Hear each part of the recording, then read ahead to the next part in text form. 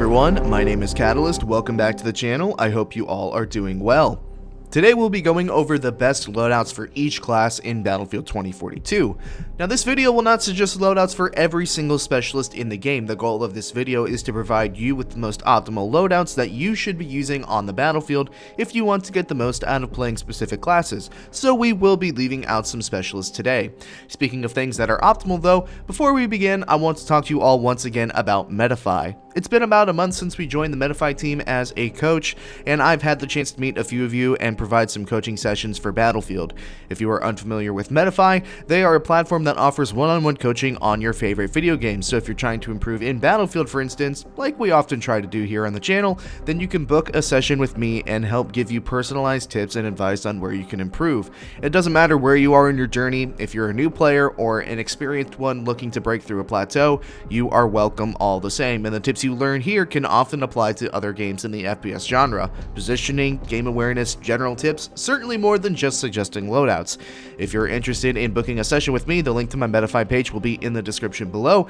It's been great getting to meet some of you, and I hope to meet and talk with more of you in the future. Right, now on to the video. Here are the best loadouts for each class in Battlefield 2042. Okay, let's start out with the McKay class here, as he is arguably the most popular assault specialist. Don't mind the weird lighting in the menu, that's because of the config file that I use that gives me better PC performance. It just makes the lighting in the menus look a little bit wonky.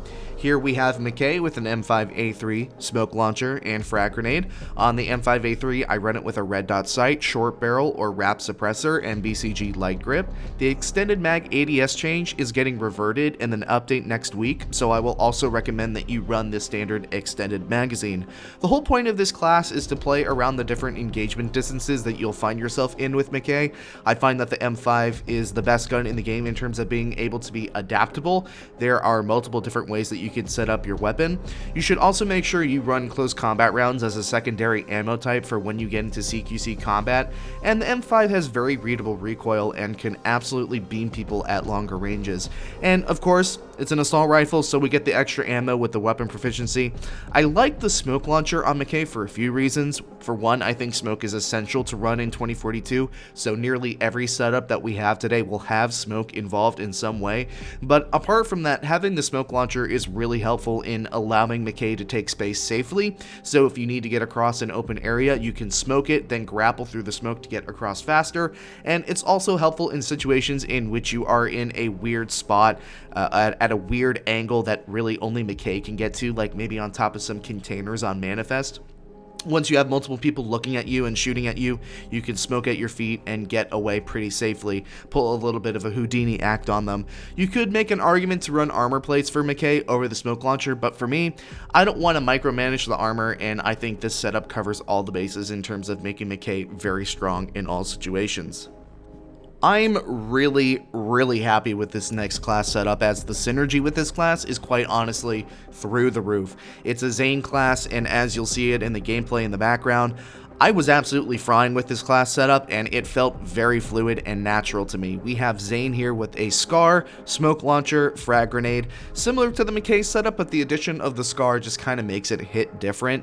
On the SCAR, I am running a red dot sight, Warhawk compensator, and the 40-round extended mag with HE, AP, and incendiary grenade rounds.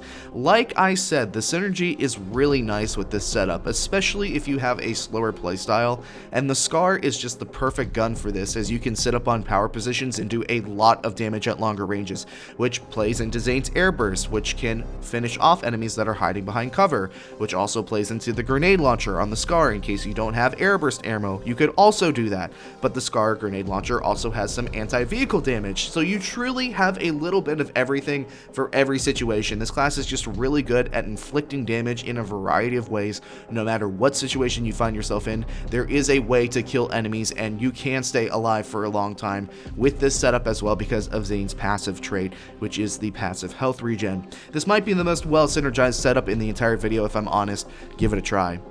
And finally, to round out the assault class setups, we have a Sundance class here with the AK-24, C5, and smoke grenade. This is a setup that I sort of just stumbled upon in the sense that I didn't plan this for the video, but I thought it was worth mentioning because I've been having a lot of success with it during streams, and I think it's worth a try at the very least. The idea here is to really capitalize off of Sundance's mobility and almost use her like a kamikaze pilot in a way.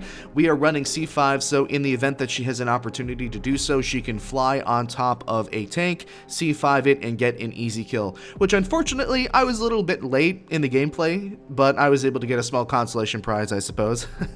Of course, we can also run smoke grenades with Sundance because she has the scatter grenade, which is essentially a frag grenade, so that allows us to run the smoke, and it helps Sundance get closer to tanks if she lands a bit too far away. I've been liking the AK-24 when using Sundance. I think it suits her well. The recoil is not quite as funky as the SCAR can be sometimes, so it's relatively easy to fly to a spot with Sundance on a flank, get some nice streaks with the AK, and then fly to a different spot. I run the AK with a red dot, the RCOM tactical muzzle brake, and the drum magazine with the BCG light grip, and sometimes I'll run the grenade launcher too to make it almost like a lower damage SCAR. Moving on now to the engineers, let's start off with the Liz class, since she is probably the best engineer in the game at the moment. You really don't have much of a choice with her since she is gadget restricted, so in my opinion you need to double up with the C5 to go along with your TGM-84, and pair that with smoke grenades and the BSVM, which I have equipped with the short barrel, Maul Hybrid 1.5 3x, or aperture sight, and high power extended mags. This is the first time that we've kind of diverged off the weapon proficiencies for a class because personally, I find the support class, or excuse me, the engineer class proficiency to be not that strong to where you should play around it, so we are going to elect to use the BSVM here because it really covers all the bases for Liz. With Liz, I think you're usually operating in 1 or 2 engagement distances. You're either right in their face with C5, or you are in a power position with your launcher, and the BSVM can get you some stopping power at both of those ranges, and with it being suppressed, it gives you that extra little bit of stealthiness for some of those more close range engagements. This can really be an annoying class to go against. You can use the BSVM to take out any repairmen silently and then go for a C5 kill on a MAV or tank or whatever have you. And of course you have your smoke grenades in case you're staring down the barrel of an M1 Abrams tank. But this is a good Liz class that I think you should give a shot. For the second engineer class, I'm going to suggest we are going to run Crawford with an LCMG, smoke grenade, and recoilless launcher. The idea with this one is that you are going to really want to try and be the angle holder supreme. You take up a power position over a cross or high traffic area and just go to work with all the ammo you have at your disposal. You have the LCMG, or really any LMG of your choosing. I just chose the LCMG because that's my favorite one, with the red dot sight, short barrel, and extended mag with the BCG grip, and you can deal with a lot of enemies if you're on a head glitch, and of course you can compound that with your minigun that you can have ready to use at one angle while you watch another angle. So really you can use Crawford kind of almost like a stationary turret in more ways than one, and you also have the recoilless launcher to shoot at vehicles at longer ranges. Not too much to say about this one. This is probably the weakest class if I had to choose in the video, because I think overall out of the two, people will gravitate more towards Liz, but like I said, this class is all about choosing your spots and holding down sections of the map with a lot of firepower. So again, if that's your playstyle, you might like this setup. We are going to keep it short and sweet with the support loadouts in this video because in comparison to the other classes that have a couple of different options depending on your playstyle, the support class has what I consider to be a bona fide best class setup that can be applied to all the specialists in the class, and that would be to run the PP29 with a healing crate and smoke grenades. With the support class, obviously you want to tap into the faster draw speed with SMG's proficiency, and the PP29 is the best SMG in the game currently, although DICE is going to massively buff the PP2000 in the patch next week, so when that patch comes out, make sure to give this class a try with that gun as well. But no matter whether you're using Falk or Irish or Angel, I think the best loadout that you have to use is using the PP29 with a red dot and muzzle brake to lessen the recoil. For me personally, I like to double up on healing, especially if I'm playing Falk, so when my Surette pistol is out of ammo, I can drop down the healing crate and heal my teammates while I reload the Surette pistol, so there's less downtime. And the crate also replenishes med pens for assault players, and that's really valuable.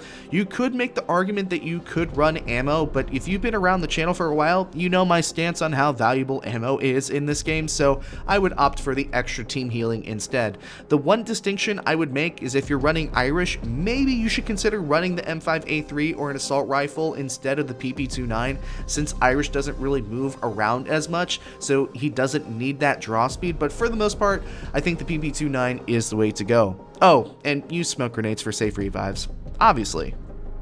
And finally, down to the Recon class. Let's start with a RAU class. As you watch me reenact the D-Day landings, but it's on kaleidoscope, and instead of a German machine gun, I have the AC-42. Jokes aside, I think this class has pretty good synergy, similar to the Zane class we discussed earlier in the video.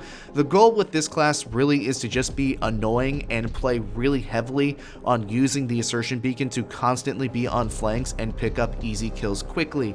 As you already know, we are running the AC-42 with this class setup. It's a pretty good weapon currently in the game. I run it with a red dot sight, BCG grip, standard extended magazine, and the factory barrel. You could also run a suppressor if you want to be extra ratty, but either way, the setup really is good at picking people apart from a distance while you likewise hack vehicles from a distance. Obviously, we're going to run C5 for the situations in which you are close enough to a vehicle to get a hack in on it and C5 it. I run a frag grenade on this class because I find that the AC-42 has the tendency to be inconsistent sometimes when it comes to damage multipliers, so if one of your bursts hits an arm or something, you'll sometimes leave a guy on like 5 HP, and the frag grenade is a good cleanup utility in that aspect. I was surprised how well this class worked for me, and I think this is likely the best recon class that you can get at the moment.